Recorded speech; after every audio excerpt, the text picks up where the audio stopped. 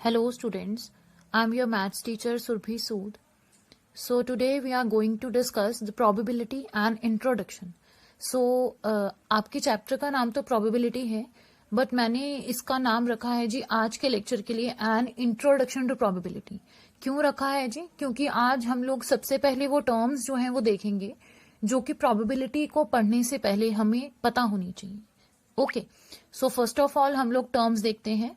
सो बेटा first term is your experiment. ठीक है जी, एक्सपेरिमेंट क्या है प्रोबेबिलिटी में? देखिए हम लोग अक्सर जो है वो केमिस्ट्री के रिगार्डिंग या कुछ भी नेचर के रिगार्डिंग एक्सपेरिमेंट्स देखते हैं.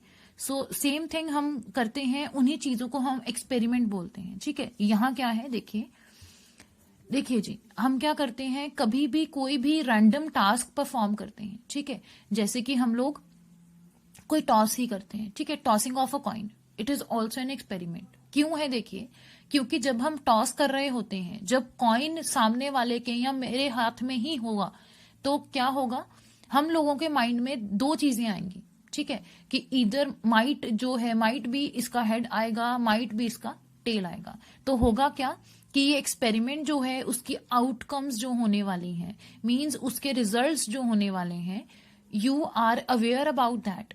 मीन्स उसकी जो पॉसिबल रिजल्ट्स हैं वो आपको पता होंगे, लेकिन on the spot at the after the time of the experiment कौन सा रिजल्ट आएगा वो चीज आपको क्लियर नहीं है. ठीक है, जैसे आपको पता है वेदर इट बी हेड्स और टेल्स, लेकिन आपको क्लियर नहीं है कि वो हेड्स होगा या टेल्स होगा. ठीक है ना, तो ऐसे करके हम लोग एक्सपेरिमेंट बनाते हैं. ठीक है जी, सो क्या है, एक रैंडम जो है वो एक्शन होगा, रैंडम एक्शन. ठीक है जी, जिसका रिजल्ट जो है वो आपको अननोन है. जो उस टाइम पे रिजल्ट है वो अननोन है, but outcomes, but possible outcomes आप बोल दीजिए आर नोन. ठीक है जी, पॉसिबल आउटकम्स आपको नोन होगी. ठीक है जी, सिमिलरली आपके पास आती है जी सैंपल स्पेस. तो सैंपल स्पेस जी एक्सपेरिमेंट से ही बनती है. Whenever I am performing some experiment, कुछ ना कुछ पॉसिबिलिटीज होती हैं हमेशा कि ये चीज बनेगी. ठीक है ना, हर चीज की कुछ ना कुछ पॉसिबिलिटी होती है कि ये एक्शन परफॉर्म हो रहा है तो इसका रिजल्ट ये होगा. सो दैट पॉसिबल रिजल्ट्स जो हो सकते हैं किसी एक्सपेरिमेंट के, that are called the outcomes. वो उनको आउटकम्स बोलते हैं. और उन्हीं आउटकम्स जो जब हम उनको कलेक्ट करके एक सेट में लिख देते हैं, एक कन्फाइंड वे में लिख देते हैं, उसको हम क्या बोलते हैं, सैंपल स्पेस. ठीक है, इन्हीं आउटकम्स का. फॉर एग्जाम्पल मैं एक्सपेरिमेंट का एग्जाम्पल ले रही हूं, tossing of a coin. Okay जी, मैंने टॉसिंग ऑफ अ कॉइन का एग्जाम्पल लिया. सो मैं यहां पे क्या करूंगी, सैंपल स्पेस बनाऊंगी जी. सैंपल स्पेस इसकी क्या आएगी, टॉसिंग ऑफ अ कॉइन की. भाई दो ही आउटकम्स हो सकते हैं, या हेड्स है या टेल्स है. मैंने इसको एक कन्फाइंड वे में लिख दिया, तो इसको क्या हम बोलते हैं, एक सेट की फॉर्म में लिख दिया, तो इसको क्या हम बोलते हैं, सैंपल स्पेस बोलते हैं. ओके, सो नेक्स्ट बेटा आपके साथ रिलेट करती है चीज, दैट इज द इवेंट. ठीक है जी, इवेंट क्या है? सो इवेंट क्या है जी, इवेंट क्या है जी, आपके सिंगल जो टर्म्स जो रिजल्ट के तौर पे आपके माइंड में उस टाइम पे चल रही हैं.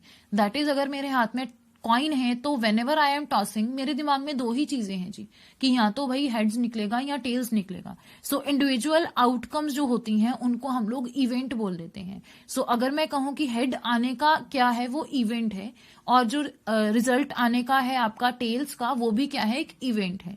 सो इवेंट क्या है, आपकी जो पॉसिबल आउटकम्स होंगी, इंडिविजुअल आउटकम्स होंगी, उनको हम क्या बोल देते हैं जी, इवेंट का नाम दे देते हैं. ओके, सो इसी के साथ आपके पास इसकी दो टाइप्स बन जाती हैं जी इवेंट की. First one is the certain event and second one is the impossible event. Certain event को बेटा हम श्योर इवेंट भी कह देते हैं. ठीक है जी, तो सर्टेन मीन्स ही श्योर होता है इंग्लिश में. इट मीन्स जो इवेंट होने ही वाला है, हमें पक्का है कि या हेड होगा या टेल होगा. तो हेड और टेल दोनों ही क्या है, आपके श्योर इवेंट्स हैं, that are final to happen. ठीक है, ये फाइनल है कि इन दोनों में से एक चीज होगी ही होगी. ठीक है, वो क्या है, आपके श्योर इवेंट्स हैं जो होने ही होने हैं, आपको पक्का पता है. तो ऐसे इवेंट्स की जी पॉसिबिलिटी क्या रहेगी, पी ऑफ एस क्या रहेगा आपका, 1 रहेगा. प्रोबेबिलिटी इसकी क्या रहेगी आपकी, हमेशा 1 रहेगी. सिमिलरली आपके पास क्या है, इम्पॉसिबल इवेंट्स, देखिए जी इम्पॉसिबल जो इवेंट कभी होगा ही नहीं। अब मैं कॉइन टॉस कर रही हूँ लेकिन सोच क्या रही हूँ जी यहाँ 1 आएगा, यहाँ 2 आएगा, तो ऐसा तो नहीं होगा ना। इसका मतलब क्या है, ऐसे इवेंट्स जिनके हैपन होने की पॉसिबिलिटी क्या है वो 0 है, ठीक है जी, जो होगा ही नहीं, that are the impossible events. Okay,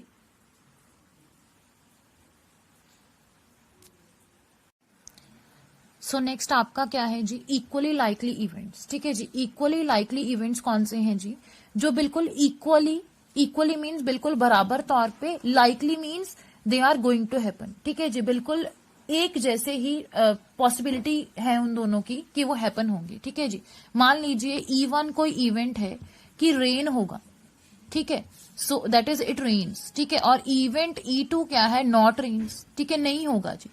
तो इसका मतलब क्या है, होने की पॉसिबिलिटी भी क्या है जी 1/2, और ना होने की पॉसिबिलिटी भी क्या है, आधी है ना, आधी आधी मीन्स आधा काम है कि वो हो जाएगी बारिश, और आधी पॉसिबिलिटी क्या है जी, नहीं होगी। सो इट मीन्स कि इन दोनों की होने की पॉसिबिलिटी क्या है, दैट इज प्रोबेबिलिटी क्या है, दैट इज 1/2 एंड अगेन 1/2। तो it means they both are equally likely events, दोनों के हैपन होने की पॉसिबिलिटी या प्रोबेबिलिटी क्या है, इक्वल है। So next is the complement of an event. ठीक है जी, किसी भी इवेंट का कॉम्प्लीमेंट क्या है, मीन्स उसके उल्टा क्या है, कि अगर मैं बोलती हूँ कोई इवेंट है जी रेन होगा, मैं बोलती हूँ जी उसका कॉम्प्लीमेंट निकालो, तो कॉम्प्लीमेंट क्या है जी, probability of not E, that is E नहीं होगा, that is probability of not rain. ठीक है जी, तो जो इवेंट है दैट इज इट रेन्स, मैं उसका जब उल्टा निकालती हूँ इट नॉट रेन्स, देन हम कहते हैं ये है कॉम्प्लीमेंट ऑफ दैट इवेंट। सो हम कैसे लिख सकते हैं इसको, हम लोग 1 माइनस उस इवेंट को लिख सकते हैं जी, प्रोबेबिलिटी ऑफ ई। हम लिख सकते हैं कि जो इवेंट हमें गिवन है अगर उससे उल्टा निकालना है तो हम क्या करेंगे, 1 minus probability of that event. ठीक है जी, so next is mutually exclusive events. ठीक है जी, एक्सक्लूसिव का मतलब क्या है जी, यूनिक। तो ऐसा इवेंट जी, मान लीजिए कोई एक ऐसा इवेंट है जो हैपन हो रहा है और वो क्या है, बिल्कुल एक्सक्लूसिव है। ठीक है जी, तो एक्सक्लूसिव हमेशा वैसे 2 का होता है जी, तो इसका मतलब अगर दोनों आपस में एक्सक्लूसिव है means there is nothing common in both. ठीक है जी, कुछ भी चीज कॉमन नहीं है, nothing common in them, कोई भी चीज कॉमन नहीं है। ठीक है जी, कि मान लीजिए ये बारिश वाला ही ले लीजिए कि इट रेन्स, ये रेन होगी, अगर हो गई मान लीजिए तो दूसरे वाले की तो जो पॉसिबिलिटी थी वो फेल हो गई, वो तो बिल्कुल 0 है। इट मीन्स अगर ये हो गया तो ये बिल्कुल नहीं होगा। ठीक है जी, तो it means there is nothing common in them. So ऐसी इवेंट्स को हम क्या बोलेंगे, म्यूचुअली एक्सक्लूसिव इवेंट्स। तो हम इसके लिए क्या यूज करते हैं, that is probability of E1, intersection means common, इनमें कुछ कॉमन नहीं है। E1 और E2 में क्या है, 5 मीन्स 0 भी बोल सकते हो, नल भी बोल सकते हो, ये क्या है, कुछ भी कॉमन नहीं। Okay, so next is the mutually exhaustive events. ठीक है जी, म्यूचुअली एग्जॉस्टिव इवेंट्स कौन से होते हैं जी, जो अगर मिल जाए तो एक पूरे का पूरा आंसर दे देते हैं, दैट इज 1। ठीक है, क्योंकि हम 1 को ही एक प्रॉपर नंबर मानते हैं कि 1 ही पूरे का पूरी चीज है। ठीक है, सो हम लोग क्या करते हैं, जो भी मान लीजिए आपके पास इवेंट है या एक्सपेरिमेंट हो रहा है, जैसे मान लीजिए हम लोग हेड और टेल की ही बात कर रहे थे कि हेड और टेल जो है सैंपल स्पेस है whenever we toss a coin. ठीक है, एक्सपेरिमेंट क्या है, whenever we toss a coin, so इसके सैंपल स्पेस क्या बनती है जी, हेड्स और टेल्स। तो मैंने बोला हेड आने की पॉसिबिलिटी क्या है या प्रोबेबिलिटी क्या है, इट इज 1/2, यही है। सो टेल्स आने की प्रोबेबिलिटी भी क्या है जी, 1/2। तो whenever we add up both probabilities, ठीक है, बोथ इवेंट्स की जब प्रोबेबिलिटीज को एड अप किया जाएगा तो आपके पास क्या आएगा, 1/2 अगेन प्लस 1/2, इनको एड अप करेंगे तो आंसर अगर तो 1 के इक्वल आ जाती है तो जो है वो आपके इवेंट्स क्या है, म्यूचुअली एक्सक्लूसिव इवेंट्स हैं, otherwise they are not mutually exclusive. चाहे इसमें 5 इवेंट्स पड़े हों, चाहे इसमें 6 इवेंट्स पड़े हों, you just have to find out the possibility of each event and you just have to add up all। 5 है, 6 है, 20 है, सबको ऐड करेंगे। If you are getting an answer 1, अगर आंसर 1 आता है then they are mutually exhaustive, otherwise they are not. So ये थी आपकी बेसिक इंट्रोडक्शन प्रोबेबिलिटी का।